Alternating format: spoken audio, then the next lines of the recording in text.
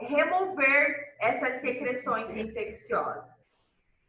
Segundo tipo de curativo, curativo oclusivo, certo? Curativo oclusivo totalmente fechado.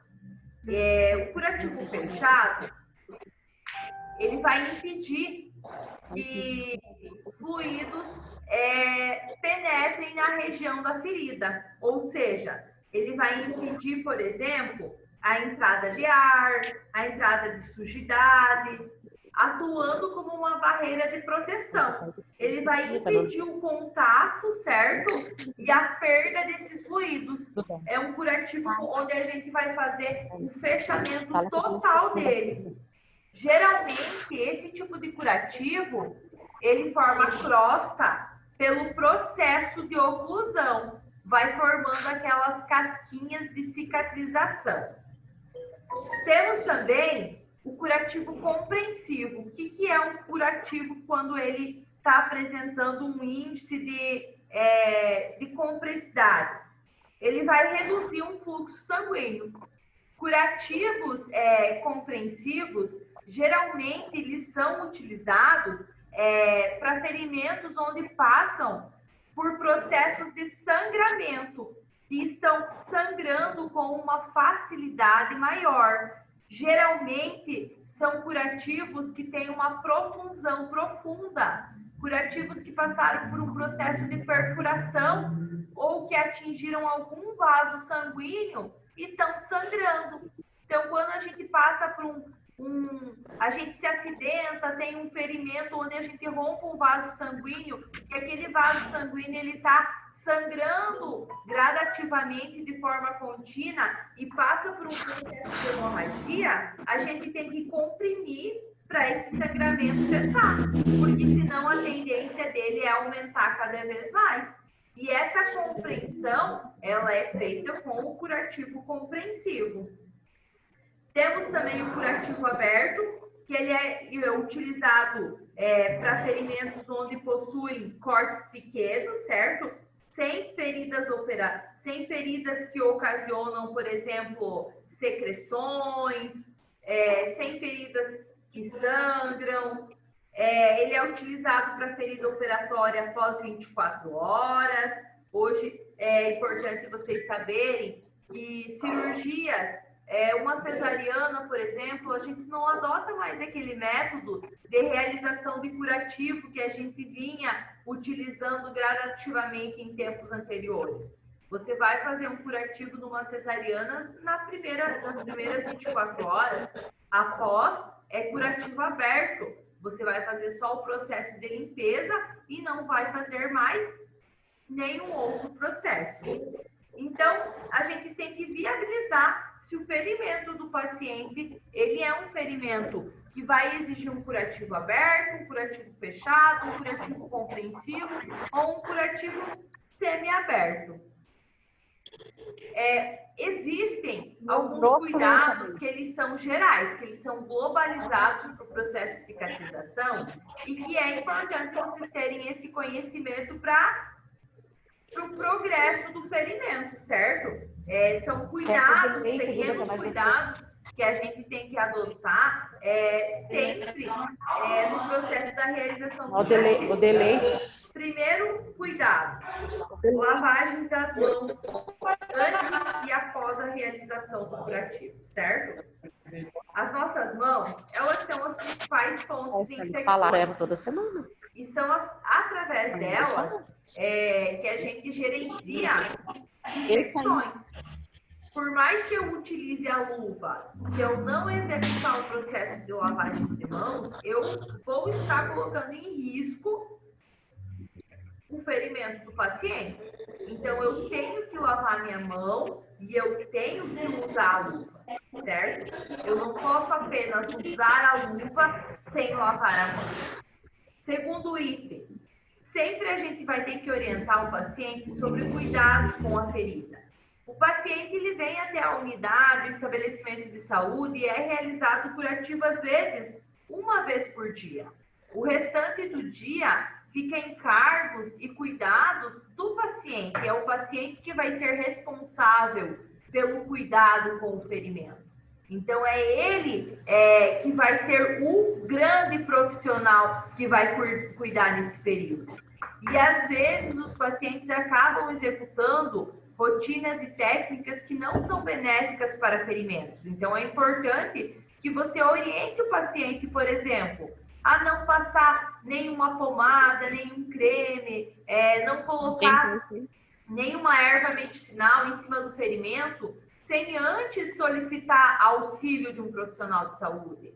É importante vocês orientar o paciente que se o curativo, por exemplo, está sangrando demais, que encharcou a gaze, que ele troque, que ele não espere até o outro dia ir na unidade de saúde para trocar. São dicas que vocês vão poder estar utilizando e orientando o paciente em prol, então, da evolução da ferida. Também é importante, muito importante, utilizar material estéril, material que está esterilizado, material que não teve contato com superfície, material que não adquiriu sujidade, material que outros profissionais não tocaram. Materiais estéreis são materiais que não transmitem índice de infecções. Então, por isso que é importante a gente estar realizando com esses materiais, certo? Também é importante a utilização dos EPIs, como eu já falei antes das luvas. As luvas, elas servem como um método de barreira de proteção. E é importante que a gente utilize elas para uma evolução positiva e para uma evolução correta, então, do tratamento dessas doenças. Então, é importante, muito importante isso, gente. Os EPIs, eles vão gerar uma barreira de proteção, não apenas para o paciente, mas vão gerar uma barreira de proteção para vocês também. Curativos, feridas, geram muitas secreções fisiológicas, sangram sangue, que são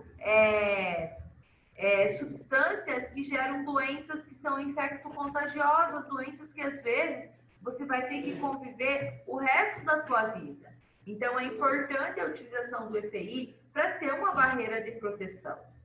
Evitar também não falar, não tossir em cima de ferimento, porque às vezes você tosse, espirra, e essas secreções, elas caem na ferida e aí começam a desencadear algumas infecçõezinhas. Então, usar máscara, usar óculos, usar luva, métodos de barreira de proteção que vão impedir esse teor de infecção. As gases, jamais você vai retirar um curativo, as gases do seco. Às vezes esse curativo, essa gase, ela está aderida, ela está grudada na pele do paciente, e isso vai fazer com que machuque. Então, umedecer as gases, quando a gente umedece as gases no ferimento, elas soltam com uma facilidade maior. Então, umedecer as gases. Antes de fechar curativo, fazer limpeza, remover toda a camada de sangue, remover pus. Se tiver necrose, que é células mortas, que são aquelas camadinhas pretas, fazer a remoção também. Iniciar sempre o curativo da ferida pela parte menos contaminada, pela mais contaminada, porque se você iniciar pela mais contaminada, você está levando contaminação para uma área onde tem um índice pequeno. Então, sempre a gente vai iniciar da área menor de contaminação para a área maior. A troca do curativo, ela vai ter que ser executada com algumas frequências, e isso vão ser variáveis de acordo com a progressão do curativo, certo? Então, se for 1, 2 ou 3 vezes por dia, vão ser direcionadas de acordo com os aspectos do curativo. O material que a gente realiza curativo, ele não pode ser jogado em lixo comum. Ele deve ser desprezado no lixo contaminado. Não posso jogar no lixo da cozinha, no lixo do banheiro. Não. Ele tem que ser desprezado no lixo contaminado. É material biológico que vai gerenciar índices de infecção que podem progredir para doença. Então, esses cuidados são cuidados obrigatórios que a gente deve ter sim, que a gente deve possuir sim, antes da confecção de um curativo, certo? A próxima aulinha, então, segunda-feira que vem, a gente vai executar as práticas dos 4 curativos. Eu vou trazer os materiais e eu vou tentar demonstrar para vocês de uma maneira que vocês tenham um conhecimento um pouquinho mais amplo sobre a confecção do curativo. Não vai ficar como é a aula presencial, mas vai auxiliar bastante vocês, de repente, nas dúvidas de vocês, certo? Então, eu vou trazer os materiais, eu vou simular os ferimentos, a gente vai fazer os curativos, vai fazer a técnica e vocês vão poder sanar todas as dúvidas de vocês. As questõezinhas desse capítulo que iniciam na página 124, vocês façam em casa, certo? Realizem a confecção das atividades em casa e me mandem posteriormente para mim verificar o processo de correção. E na próxima aulinha, então, a gente vai realizar as técnicas. E nesse momento da técnica prática, vocês vão poder estar tirando todas as dúvidas de vocês. Então, aproveitem quando a gente está fazendo a prática para tirar as dúvidas. Vou trazer também os kits de pinça para vocês conhecerem quais pinças, quais os nomes das pinças que a gente realiza os curativos. Vou trazer os materiais no aspecto esterilizado para vocês verem como eles são embalados e como procede esses aspectos. Beleza, meninas? Então, quem não assistiu a primeira aula, eu deixei gravado, a gente vai lançar no YouTube e aí a gente manda para vocês estarem assistindo. E a nossa próxima aulinha, então, vai ser segunda-feira, às 18 horas. Beleza? Alguém quer fazer alguma perguntinha? Tem alguma duvidazinha? Não? Até segunda, então, meninas.